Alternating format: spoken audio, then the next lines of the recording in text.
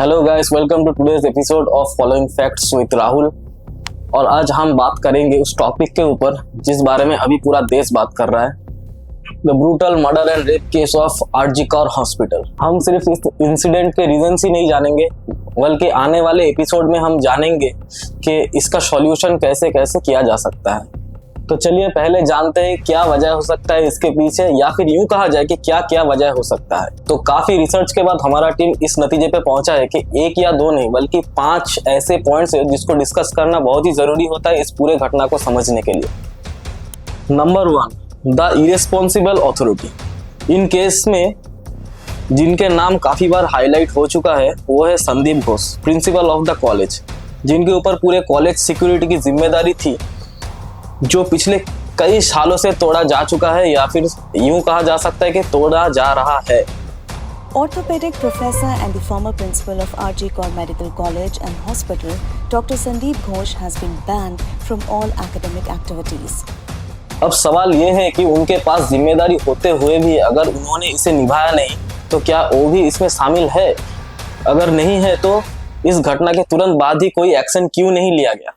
क्या वजह रहा होगा कि ये व्यक्ति ये कहता है कि अकेले सेमिनार हॉल में रेस्ट लेना ठीक नहीं था, या विक्टिम की फैमिली को पहले फोन करके इस मर्डर केस को सुसाइड क्यों बताया गया?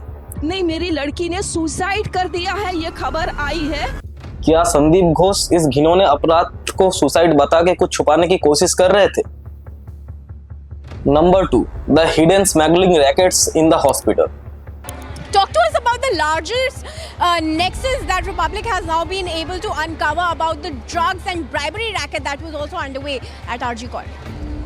अब ये तो आप में से कुछ लोगों को पता ही होगा कि ड्रग स्मगलिंग मेडिकल फील्ड में एक आम बात हो चुकी है, लेकिन यहाँ जो न्यूज़ सामने आ रहा है वो ये है कि हॉस्पिटल से सिर्फ दवाई ही नहीं, ऑर्गन्स और मेडिकल इक्विपमेंट्स भी स्मगल होते थे।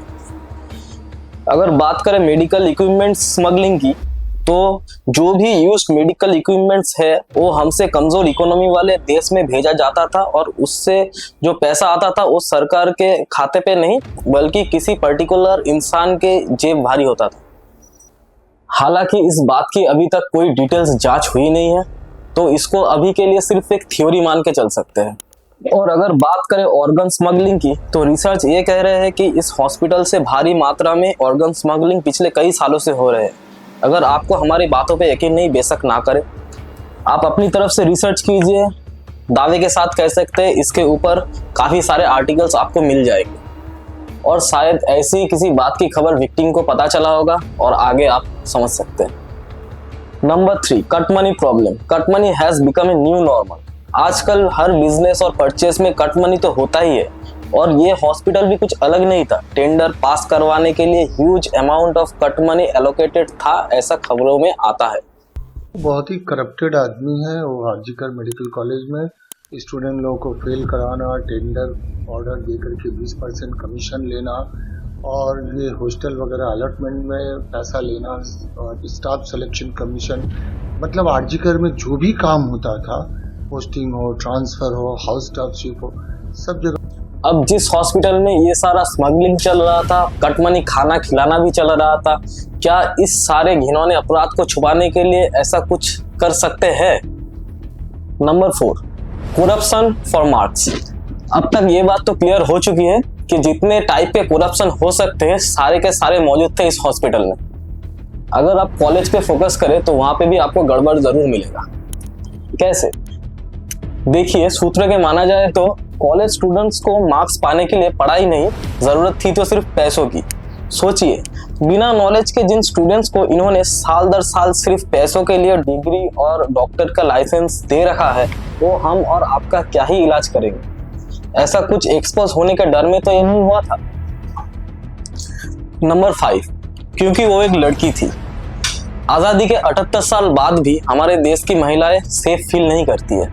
देश के कई पेरेंट्स अपने बेटियों को बाहर तो पढ़ने भेज सकती है, लेकिन अपने देश में अगर वो नाइट ड्यूटी करे या फिर देर रात तक घर नहीं आए तो उनको फिक्र लगी रहती है। और इस केस की विक्टिम की भी सिर्फ यही गलती थी कि वो एक लड़की थी। अगर वो एक लड़का होता फिर शायद उसके साथ सेक्सुअली अब्यूज या फिर इतने बुरी तरीके से उसका मर्डर नहीं हुआ होता। आज इस एक इंसिडेंट के वजह से आपके और मेरे जैसे बहुत सारे इंसानों को शायद ये लग रहा है कि वक्त आ गया है पूरे सिचुएशन को बदलने के लिए, लड़कियों को आज़ादी के साथ साथ सेफ्टी देने की। लेकिन आपके और मेरे नज़रों से दूर हर रोज देश के किसी कोने में किसी लड़की के साथ यही हो रहा है या फिर इससे भी बुरा हो रहा है। अगर इसे बदलना है तो एक लॉन्ग टर्म की लड़ाई हमें लड़ना होगा। अगर हमने आपको समाज के 5 ऐसे प्रॉब्लम्स के बारे में बताया है तो उनके सॉल्यूशंस के बारे में भी जरूर बात करेंगे। हमारे अगले एपिसोड में हम बात करेंगे कुछ ऐसे सॉल्यूशंस के ऊपर जो धीरे धीरे ही सही लेकिन सोसाइटी के इन सभी प्रॉब्लम्स को सॉल्व कर सकता है। लेकिन उससे पहले समझना होगा कि रेप एक सामाजिक बीमारी और किसी भी बीमारी का इलाज बिना दवाई के नहीं हो सकता है। अगर बीमारी को जड़ से उखाड़ा ना जाए तो वो फिर से वापस आ सकती है। मिलते हैं अगले एपिसोड में, तब तक आप कमेंट सेक्शन में जरूर बताएं कि ऐसे घिनौने अपराध का पनिशमेंट क्या हो सकता है एज पर योर ओपिनियन।